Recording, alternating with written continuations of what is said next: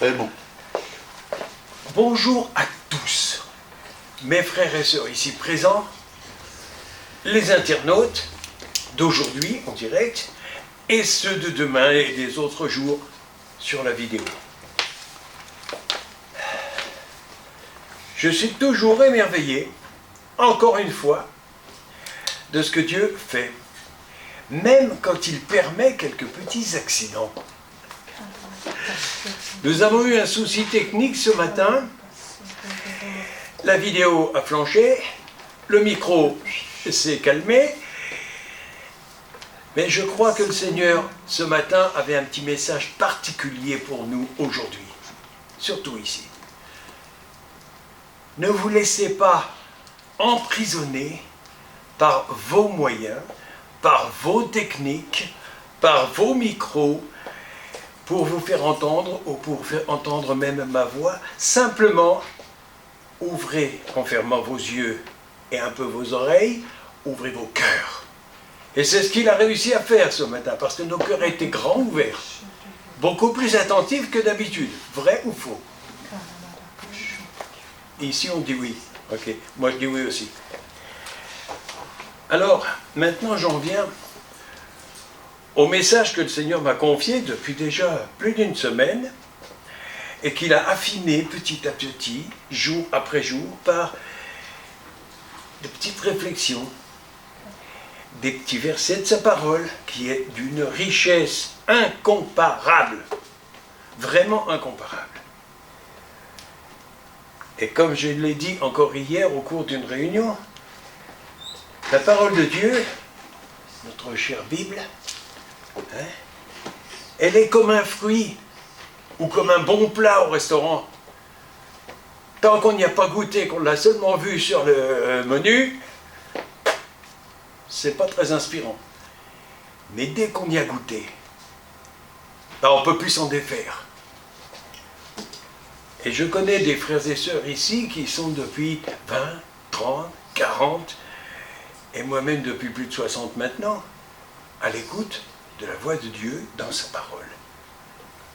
Avec une telle précision, personnelle, et en tout temps, quand nous examinons les Écritures, nous voyons tous les personnages qui ont écouté la parole de Dieu depuis Abraham et même avant, et encore plus loin, jusqu'à aujourd'hui, et on verra ça encore demain. Tous ont entendu un message personnel. Personnel et pertinent. Dans le temps et le lieu précis où il fallait. Et c'est là que nous avons quelques preuves dans la parole, que c'est bien lui qui parle. C'est pas nous. C'est pas un de nos chers auteurs littéraires. Il y en a eu des magnifiques, des bons, qui ont laissé une mémoire formidable. Mais Dieu, dans sa parole, a fait beaucoup mieux. Alors je vais venir au titre qui avait été annoncé, de devenir chrétien. C'est quoi devenir chrétien? Alors je pourrais vous répondre, je pourrais passer des jours et des heures et des semaines pour vous expliquer en long, en large, en travers, en profondeur. Mais je crois que le Seigneur m'a donné quelques petites phrases qui font tout de suite bien comprendre les choses. Donner sa vie à Dieu, à Jésus, au Saint-Esprit. Oui, parce que le Père, le Fils et le Saint-Esprit, c'est une seule et même personne. Alors si vous en doutez, regardez-vous dans la glace et vous verrez peut-être, en regardant bien, votre corps, bien sûr, mais votre esprit et votre âme, ils sont là aussi. Même si vous ne les voyez pas, ils y sont. Et vous finissez par vous en rendre compte, pour en prendre conscience. Vous êtes aussi une Trinité. Parce que quand Dieu a créé l'homme, c'est écrit, il l'a fait à sa ressemblance. Eh bien oui, donc il était bien obligé d'en faire 3 parties. Et il l'a fait tellement bien. Alors, donner sa vie à Dieu. Eh bien, je résume en quelques mots. Remettre sa vie à Dieu, et là je parle aussi bien pour les anciens qui sont déjà dedans, que pour les jeunes qui se préparent, qui voudraient y arriver, qui cherchent un petit peu le moyen, ou l'endroit, ou l'écoute. Eh bien, ça revient à une image toute simple. Imaginez, en fermant les yeux, que vous êtes chef d'entreprise. Vous avez à votre responsabilité, entre les mains, une immense entreprise que vous avez fondée, que vous avez dirigée, que vous avez fait grandir au cours de plusieurs années. Et puis bien sûr, c'est une entreprise qui est devenue très célèbre, très connue et très recherchée par sa production, par sa gestion. Continuons cette petite image. Vous arrivez à un certain âge, comme moi, et vous vous dites, j'aimerais bien que cette entreprise continue à fonctionner et à satisfaire la clientèle, et qu'elle continue à fleurir encore plus, à faire plus et mieux. Mais j'arrive au bout de la route. Alors je pense à la succession. Je pense à remettre mon entreprise entre les mains d'une personne qui va en prendre la direction, la présidence et tout le reste. Et la responsabilité, bien entendu. Et je voudrais bien sûr que cette entreprise grandisse dans tous les domaines, y compris dans les bénéfices, bien sûr. On y pense. Mais pour cela, il me faut trouver une personne sûre. Une personne dont j'ai une totale connaissance, une totale confiance. Waouh! Attention, je ne peux pas remettre cela à n'importe qui. Il me faut une personne que je connais. Ça peut être un fils ou une fille. Ça peut être un frère. Ça peut être un jeune qui vient d'arriver dans l'entreprise, qui a commencé à grandir et qui commence à bien connaître, et en qui j'ai confiance. En qui j'ai mis ma foi. On parle beaucoup de foi dans l'Église, pas forcément. Mais foi est synonyme d'un autre mot, confiance. Et ce même mot est encore lui-même synonyme d'un troisième mot. Et ces trois mots n'en font qu'un seul. Foi, confiance, assurance. Si j'ai foi en cette personne à qui je veux remettre mon entreprise, et si j'ai confiance en elle, parce que je la connais, parce que j'en connais les capacités et les motivations, alors j'ai une assurance que mon entreprise continuera le chemin après moi et qu'elle fera beaucoup plus et beaucoup mieux. Eh bien, c'est l'image parfaite pour comprendre ce qui va me motiver à donner ma vie à Jésus. Parce que je le connais, j'apprends à le connaître dans sa parole, dans sa vie passée, dans sa vie présente, là où il est.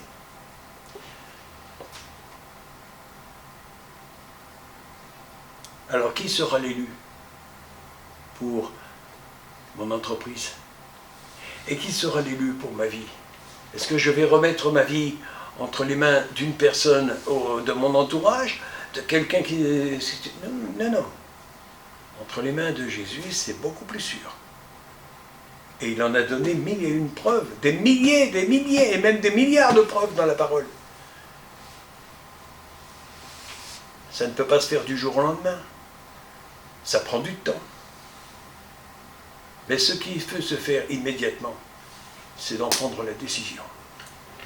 C'est d'en faire le choix. Parce que Dieu nous laisse la liberté et le choix de dire oui ou de dire non. Malheureusement, beaucoup ont dit non. Beaucoup ont dit peut-être. Et parmi les plus jeunes, beaucoup ont dit, même à mon époque, plus tard. J'ai encore du temps, hein. J'ai encore autre chose à faire. Eh oui. Et ce temps à faire, tant qu'on n'a pas pris la décision, c'est du temps perdu, malheureusement. Moi, je dis depuis le temps que j'ai connu Jésus, parce qu'il m'est venu me rencontrer. C'est lui qui est venu me chercher, c'est pas moi. Moi, je ne le cherchais pas ce jour-là. C'est lui qui est venu me chercher. C'est lui qui est venu à ma rencontre. Et ce jour-là, il m'a dit, tu veux me suivre? Tu veux venir avec moi? Tu veux me servir? Et j'avais un instant seulement pour dire oui ou pour dire non. Le reste, apprendre, grandir, c'est autre chose. Mais le choix, il fallait le faire le jour où il est venu. Et je l'ai fait. Bien sûr que j'ai fait quelques faux pas en cours de route. Hein. Qui n'en a pas fait? Mais il ne faut pas que ça soit une excuse non plus. Hein. Non. Il faut continuer à grandir. Et comme on m'a dit aussi dans mon jeune temps de chrétien, tu as le droit de te ramasser une gamelle sur le bord du trottoir, mais tu n'as pas le droit de rester par terre, tu dois te relever. Tu peux continuer ta route. Tout ça, c'est important. Alors pourquoi je pose cette question? Parce que nous sommes dans un temps qui, d'après les Écritures et d'après le discours de l'Église chrétienne tout entière actuellement, quelle que soit l'étiquette, on s'en fout de l'étiquette, hein. Excusez-moi, hein. Excusez-moi l'expression, hein. Ça n'est pas le plus important. On dit tous la même chose. J'ai fait mon choix. Je veux grandir, continuer d'avancer. Mais derrière moi, il y a encore du monde. Autour de moi, il y a encore du monde. Et comme disait Jésus, il y a encore des brebis qui ne sont pas rentrées dans la bergerie. Et j'aimerais que tu me donnes un coup de main pour les faire rentrer dedans. Jésus continue d'appeler aujourd'hui. Pourquoi aujourd'hui? Parce que comme on dit effectivement dans la parole de Dieu, nous sommes au bout du rouleau, à la fin des temps, au temps de la fin, au tout proche du retour de Jésus, il l'a promis, et il tient toujours ses promesses. Alors évidemment, de nos jours, Dieu insiste un peu plus fortement sur cet appel. Viens, suis-moi. Il l'a dit à ses premiers disciples. Viens, suis-moi. Ça, c'est une belle histoire. Pierre, Jacques, Jean, André, Paul, tous les autres, ils ont eu le même appel. Viens et suis-moi. Suivre. Pas seulement sur le chemin, sur la route, pour aller voir au village où il habite. Mais suis-moi tous les jours, dans ta vie. Apprends de moi ce que j'ai à t'apprendre. C'est beau, mais c'est un peu lourd pour certains. Mais c'est pas grave.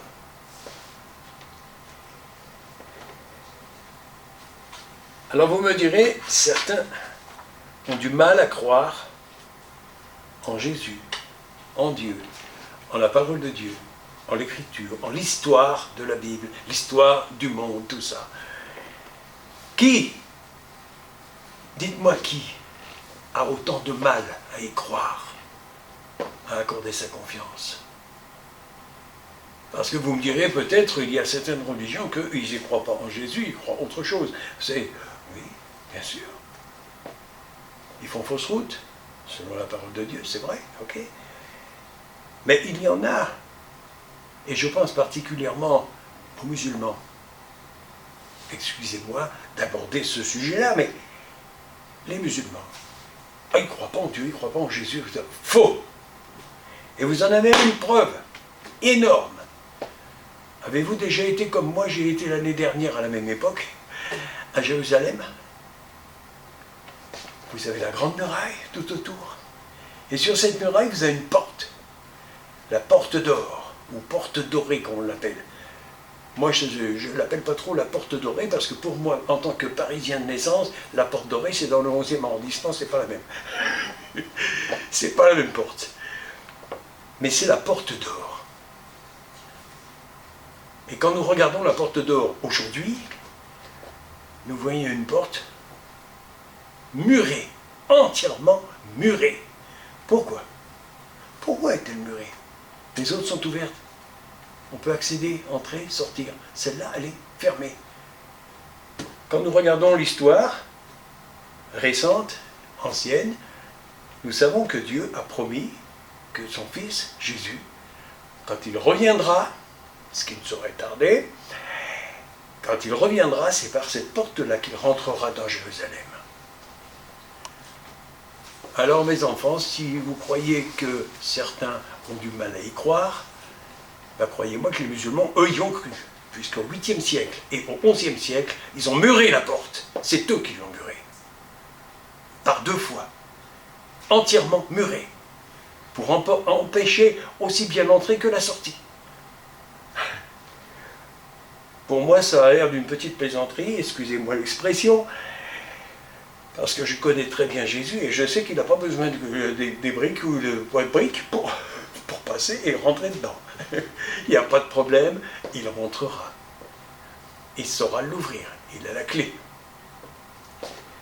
Alors bien sûr, nous pouvons avoir toutes sortes de renseignements et même d'instructions. Dans la parole de Dieu, nous les avons. Dans l'histoire, sur l'Internet, nous avons aussi une mine d'or.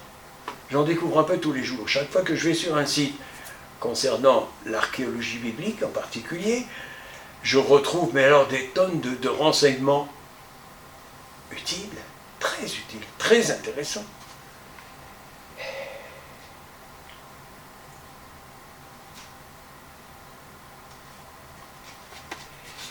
Je prends des notes à chacune des réunions, à chacun des messages que je reçois.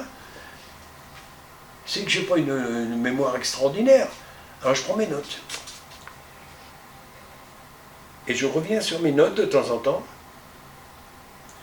de façon à ne pas oublier les choses importantes que Dieu m'a soufflées gentiment à l'oreille. Comme celle-ci, par exemple, ce matin.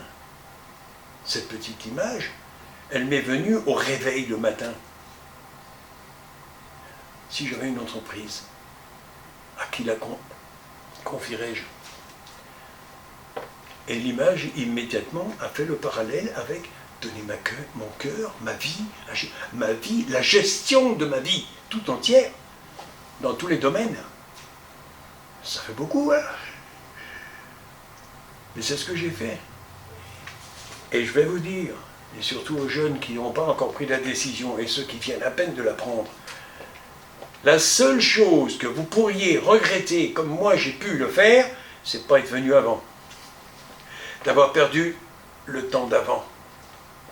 C'était du temps perdu. Parce que c'est du temps dans lequel je n'ai pas appris. Et je n'ai pas appris à connaître. C'est dommage. C'est vraiment dommage.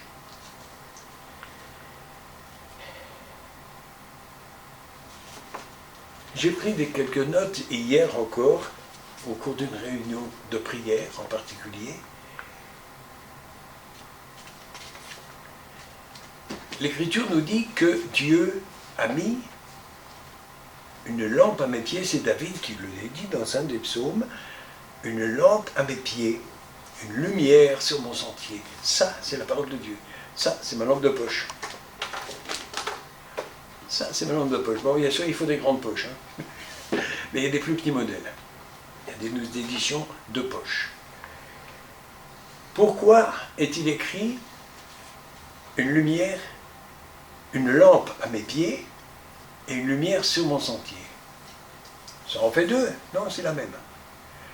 Imaginez que vous êtes dans un chemin sombre, vous prenez votre lampe de poche et vous éclairez vos pieds pour savoir où vous allez les poser, s'il n'y a pas un trou, s'il n'y a pas une grille qui lâche, un bout de bois ou un clou. Et puis ensuite, vous relevez la lampe pour regarder le chemin, si vous êtes sur la bonne route, si vous êtes encore sur la ligne blanche. Hein? Mais il n'est pas dit que Dieu a mis sur votre chemin un énorme projecteur. Non, parce que vous verriez plusieurs routes en même temps et vous auriez beaucoup plus de mal à choisir. alors que là, il vous montre le chemin précis. Ça, c'est une des images de l'utilité de la parole de Dieu.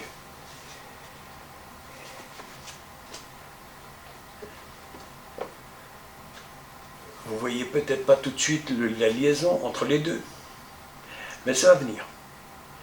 Parce que je compte parfaitement sur mon papa, Dieu, pour vous dire, pour vous personnellement, aujourd'hui, ici, à quoi ça correspond. Dans votre vie, avez-vous fait le choix? Ceux qui ne l'ont pas fait, je vous y invite. Je vous y invite instamment parce que vraiment c'est important. Hein? Et il y a des invitations qui sont pressantes. Je ne parle pas de celles auxquelles vous pensez. J'y ai pensé aussi, vous affolez pas, celle-là, c'est autre chose. Mais si Dieu nous invite à être attentifs à sa parole, nous pourrions passer des heures, des jours, des semaines, des mois à analyser un peu les Écritures pour savoir quels sont les éléments essentiels d'une vie chrétienne. Depuis le début, depuis le premier jour, et plus loin. Alors, première question, qu'est-ce qu'un chrétien? On se pose la question. Et beaucoup s'en posent la question. C'est quoi un chrétien? Comment devenir chrétien? Je viens de vous le dire. Vous avez tous compris comment on peut le faire. Simplement en sachant à qui on va remettre notre vie. Ensuite, c'est développer la nouvelle nature, parce qu'il y a une nouvelle nature. Ah oui. Oui, il y a une nouvelle nature à partir du moment où nous avons fait le choix. Nous avions une nature pécheresse. Le péché, c'est quoi le péché? Non, non, c'est pas vieux jeu et compagnie. Hein. Non, non, c'est pas religieux non plus. Le péché, c'est simplement la désobéissance au commandement que Dieu nous donne dans sa parole. Je pourrais vous faire la même remarque que certains ont fait, et un certain Jésus de Nazareth, quand il a vu les Juifs commencer à essayer de lapider une prostituée, il a dit que le premier qui n'a jamais péché jette la première pierre. Vous connaissez l'histoire pour ceux qui connaissent la Bible. Comment ont réagi les gens de l'époque? Bye bye. Ils ont taillé la route. Parce que chacun avait reçu cette petite phrase. Premier, qui n'a jamais péché, jette la première pierre, il dit, oh, c'est pas moi.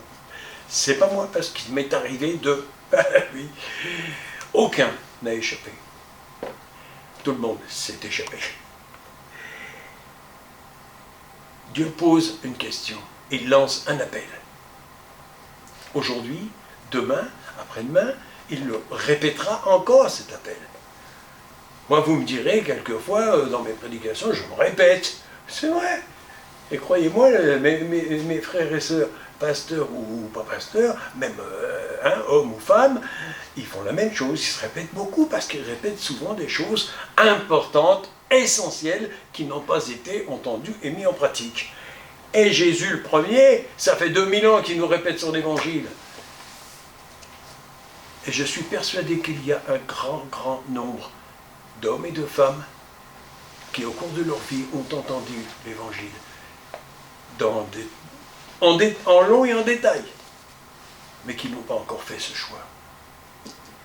Et c'est à eux que je m'adresse. Vous n'avez pas fait votre choix? Faites-le tout de suite. Faites-le tout de suite. Parce que vous ne savez pas demain de quoi sera fait la journée. Vous ne savez pas si vous serez encore en mesure de pouvoir dire oui ou non. Personne ne le sait. Et Dieu sait très bien cela. Il a bien fait les choses. Quand il a dit qu'il allait revenir, Jésus, il n'a donné ni le jour, ni l'heure. Le lieu, oui, il nous l'a donné, pas de problème. On sait où il va revenir. Là d'où il était parti. Okay? Mais le jour et l'heure, il ne l'a pas donné. Oh, merci Seigneur. merci de ce silence. Merci de ne pas m'avoir dit le jour et l'heure exacte, parce que je crois qu'on aurait fait tous la même erreur. Dire, oh, bah, j'ai encore du temps, c'est bon, on va voir ça, hein, c'est pas pressé. Et puis quand il reviendra ce jour-là, bah, 24 heures avant, je boucle mes comptes et puis je suis prêt, je suis sain. Ça marche pas comme ça. Ça marche pas comme ça. À partir du moment où Dieu a donné la promesse, et lui il tient ses promesses. Il les a toutes tenues. Vous pouvez lire l'Écriture tout entière et vous verrez que des promesses, il y en a plus de 3000 pour votre vie, hein, et il y en a plus encore, hein, pour son peuple tout entier. Et il les a toutes tenues, excepté quelques-unes qui sont encore en cours d'accomplissement ou qui vont s'accomplir. À vous de faire l'étude pour aller chercher lesquelles c'est. Je ne vais pas prendre toute la journée pour vous les dire, parce qu'il y en a trop. Nous avons les moyens aujourd'hui, dans les études que nous avons pu faire des Écritures, dans celles que d'autres ont fait avant nous, et qu'ils nous ont retransmis, et qui sont précieuses, nous avons les moyens aujourd'hui, surtout avec l'Internet en plus, de connaître parfaitement ce que Dieu attend de nous. La première chose, faire ce choix. Ensuite, à chacun son programme. Mais nous avons ici, dans nos églises locales, dans l'église en général avec un E majuscule, tous les moyens nécessaires, pas forcément d'aller à l'école biblique ou à l'école de théologie ou à la faculté, mais simplement de venir régulièrement dans un culte le dimanche, dans une réunion d'enseignement ou de prière ou autre, avoir les contacts avec les uns et les autres frères et sœurs et à nos pasteurs pour savoir ce que nous devons savoir. Il y a des choses qui sont superflues. Bien sûr, parce que s'il fallait englober tout ce qu'il y a dans ce livre, eh bien je crois que même Mathusalem, qui a battu le record, je crois, 969 ans qu'il a vécu, ça remonte à loin, eh bien il n'aurait pas eu assez de temps pour connaître tout ça. De toute façon, tout n'était pas encore écrit à son époque. Alors. Mais même qu'il reviendrait aujourd'hui un personnage sur la Terre qui vivrait aussi longtemps, ça ne lui suffirait pas pour tout savoir. Parce que si vous prenez le dictionnaire, alors que ce soit le dictionnaire de français ou le Vidal ou autre, ou l'encyclopédique, vous n'allez pas vous amuser à le lire de la première à la dernière page pour tout savoir. Parce que là, vous aurez beaucoup de temps à apprendre, et en plus, la mémoire ne retiendrait pas tout. Mais au moins, vous auriez survolé un peu ces livres. Vous auriez en mémoire certaines choses essentielles. Et dans la parole de Dieu, c'est pareil. Dieu nous donne dans sa parole jour après jour, comme la nourriture. Vous mangez tous les jours. Vous ne mangez pas 50 beefsteaks aujourd'hui, puis c'est bon pour la semaine. Ça fait un peu lourd, ça. Jour par jour, une parole que Dieu vous donne dans sa parole, dans ce livre. À partir de là, vous recevez petit à petit, en fonction de vos besoins, le message nécessaire, la nourriture nécessaire. La parole de Dieu est une nourriture. Alors pour ceux qui ont une Bible et qui veulent savoir précisément à quoi peut servir la Bible, prenez le psaume de David, le 119. Oui, je ne vais pas vous le lire maintenant, c'est sûr, parce que pour ceux qui connaissent la Bible, ils ont tous compris, c'est le plus long. 175 versets, ça fait beaucoup.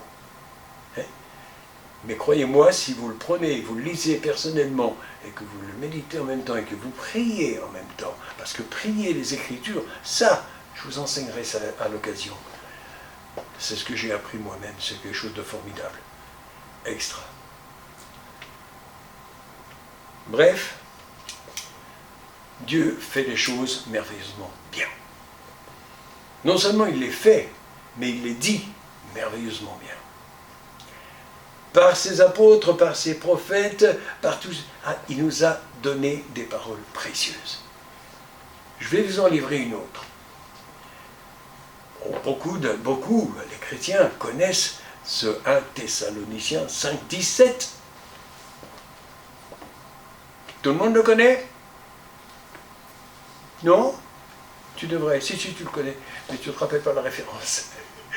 Ça, c'est ce qui arrive le plus fréquemment, la référence nous échappe. Mais le texte, on le connaît. 3 mots. Priez sans cesse. Oh. Pourquoi l'apôtre Paul a-t-il sorti ces 3 petits mots? Priez sans cesse. On a tous beaucoup de mal à comprendre ça. Et moi-même, j'ai eu des années avant de comprendre pourquoi il nous avait dit « priez sans cesse ». Et je l'ai compris un jour. Il n'est pas si vieux que ça, en fait, compte. Je l'ai tellement compris, mais en pratique, vécu, senti, que là, j'ai dit « merci Seigneur, merci Paul ». C'était formidable. S'il nous dit de prier sans cesse, prier c'est quoi? C'est parler à Dieu et prendre le temps d'écouter la réponse. Pas oublier, ça c'est important aussi.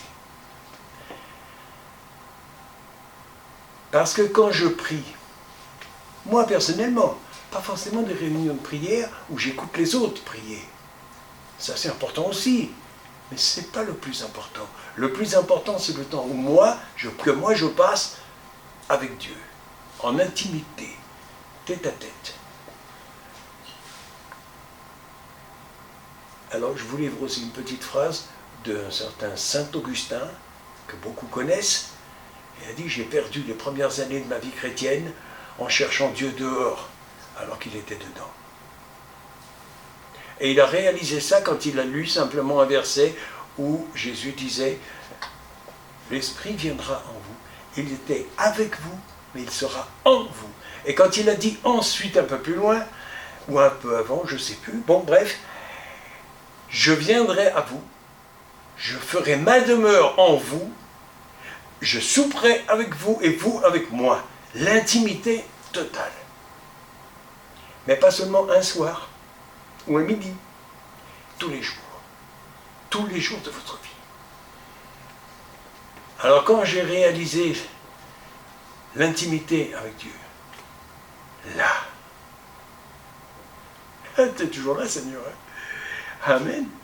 Je sais que tu es là. Je sais que tu es rentré quand je t'ai invité. Tu m'as appelé, je t'ai invité à rentrer, tu es rentré, tu es resté, et tu as fait ta demeure. Beaucoup de progrès encore à faire, bien sûr, mais le fait est là que tu es présent. La recherche de la présence de Dieu dans ma vie, dans mon chemin, dans mon comportement, dans mes pensées. Ah ben voilà.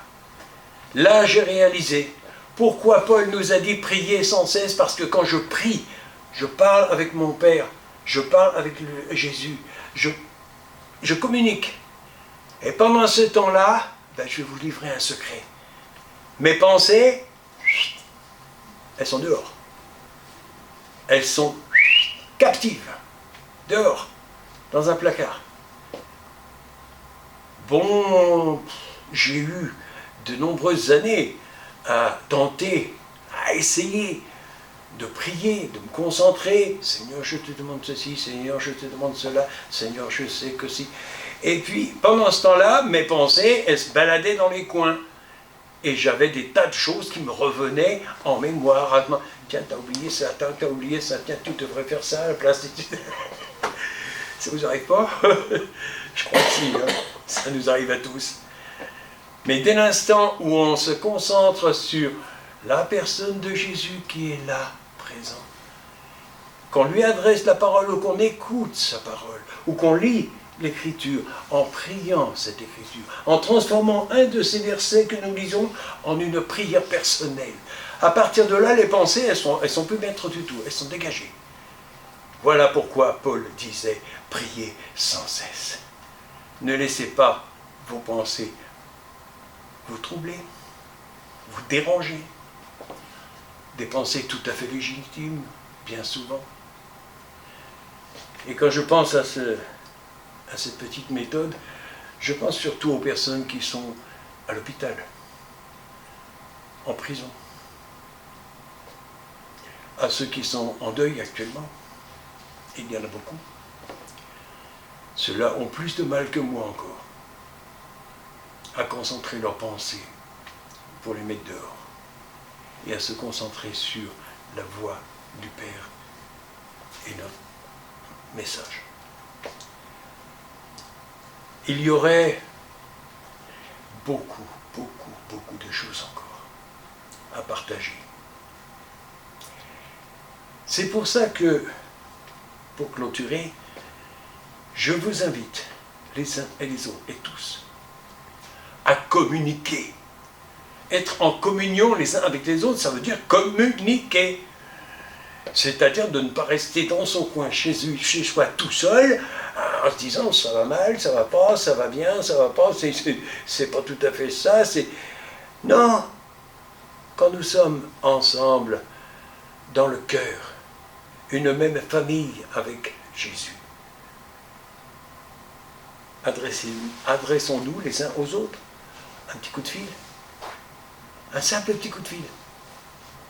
Ici, dans l'Assemblée, nous avons une petite carte là, que j'ai composée avec 2 ou 3 numéros de téléphone du pasteur et des anciens. Vous pouvez appeler. Un petit coup de fil. J'ai un problème ici, j'ai un problème là, j'ai ceci, j'ai un souci, j'ai une joie, oui. Et on partage ces choses. À partir de là, on peut prier les uns pour les autres. Intercéder, on appelle ça. Qui est le premier à nous montrer l'exemple de l'intercession? Cherchez pas ici, il n'est pas là. Il est là. Il est ailleurs. Il est en vous, en nous. C'est Jésus.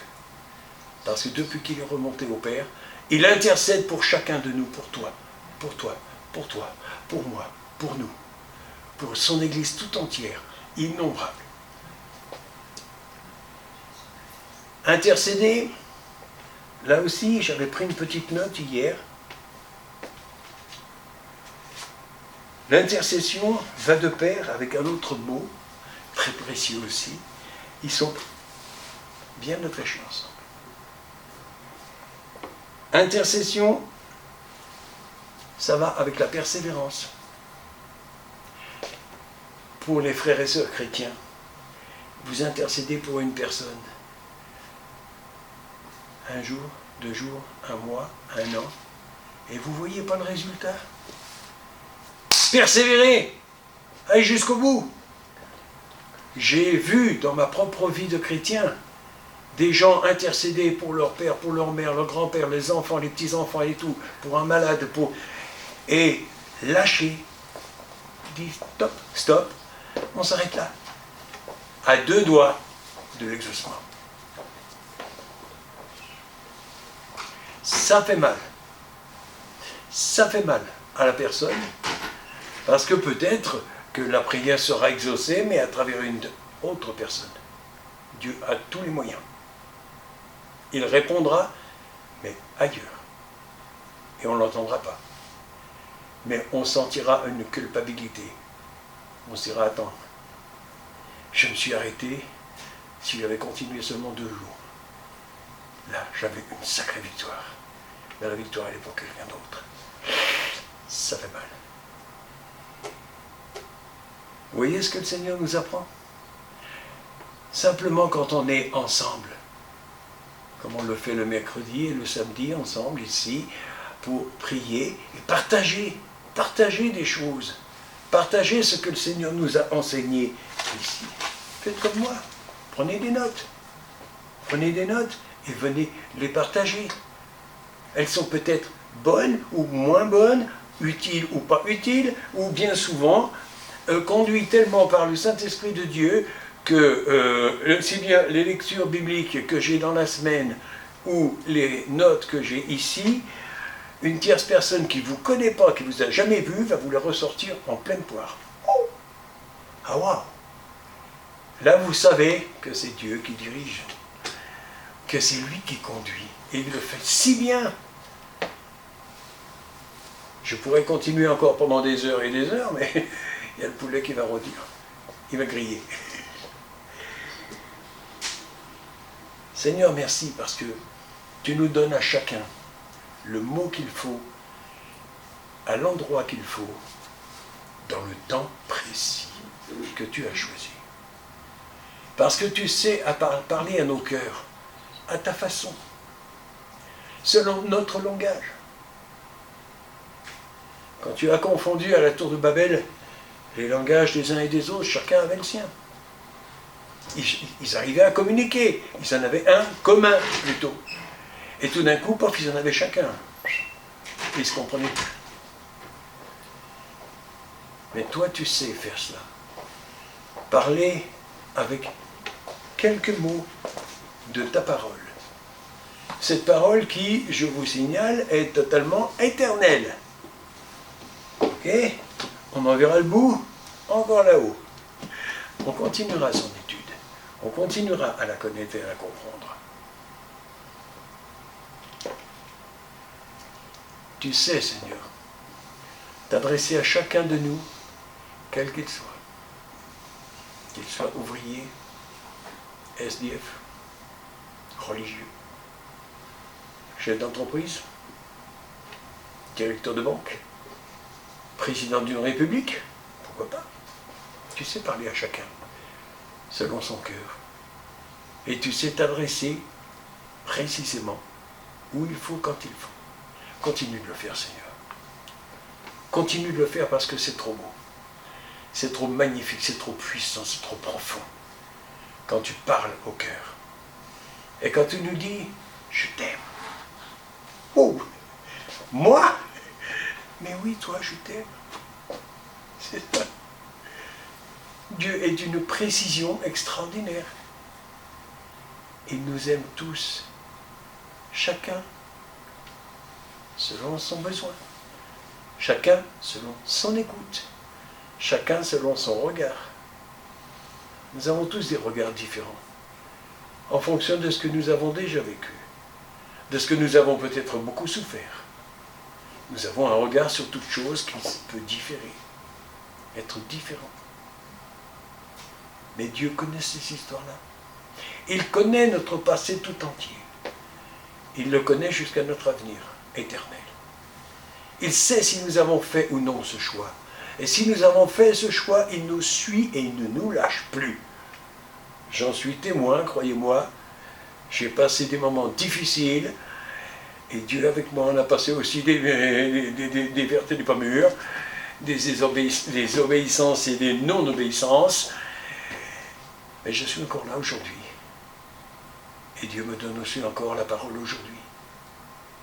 Indépendamment des problèmes de micro, de technique ou quoi que ce soit, Dieu sait utiliser tout cela. Et si un jour,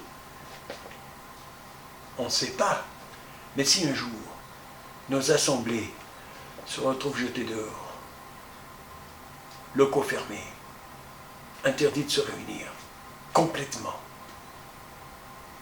Et si on se retrouve au milieu d'une rue, sur la place publique, sur une place de village, dans une montagne, dans une caverne, que deviendrons-nous? Est-ce que nous aurons encore assez de voix pour louer, adorer? Est-ce que nous aurons encore la capacité de rester silencieux,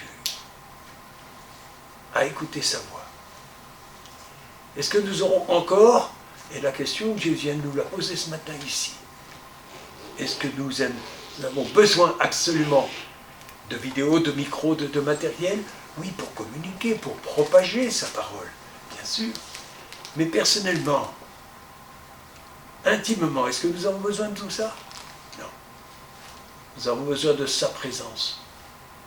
Et lui a besoin de notre présence. C'est aussi une petite réflexion que j'avais il y a quelque temps encore. On demande souvent dans les chants que nous chantons, dans les louanges, « Seigneur,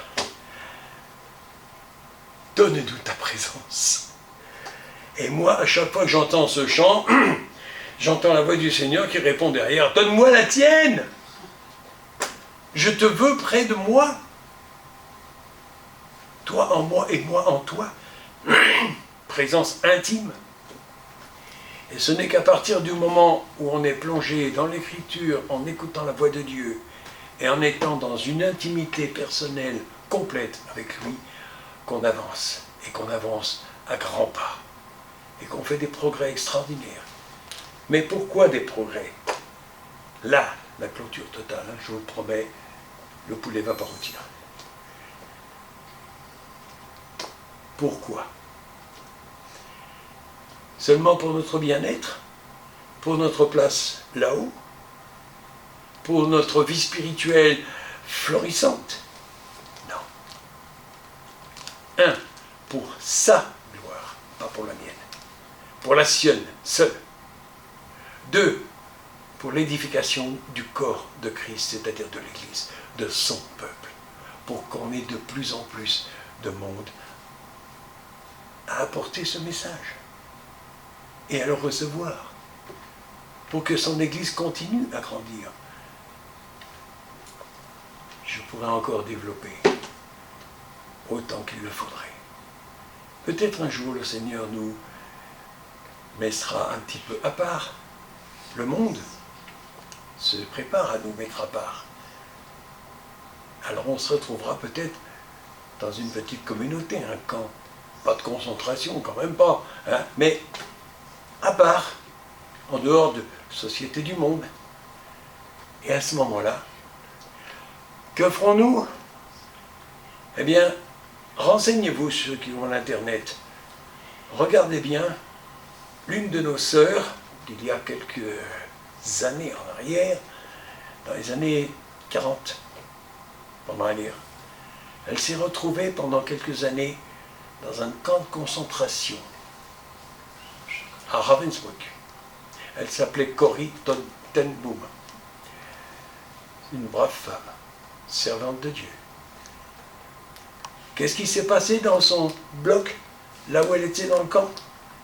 Elle a monté des réunions de prière, elle a monté des temps de louange extraordinaires que les gardiens devenaient fous. Je comprends pas. On les enferme, on les met en silence, on les torture de tous les côtés.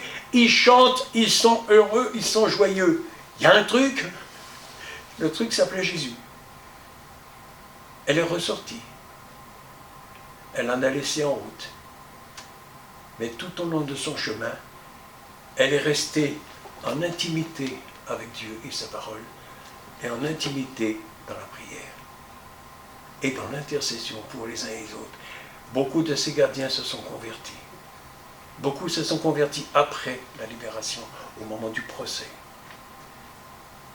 Voilà des exemples de nos anciens, ceux à qui nous devons d'être là aujourd'hui. Parce que sans eux, nous n'aurions pas appris. Ils sont précieux. Et ils ont continué leur chemin, et leur œuvre continue à se montrer aujourd'hui. Que deviendront mes œuvres et mes paroles? Est-ce qu'elles auront autant d'impact encore dans les années à venir? Seigneur, je te le demande.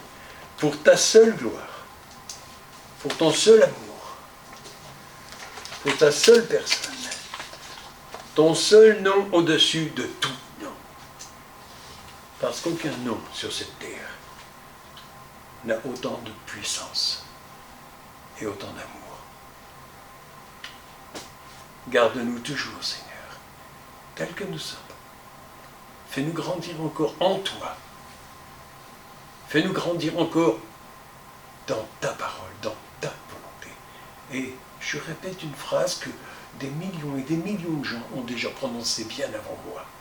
Seigneur, que ta volonté s'accomplisse. Amen.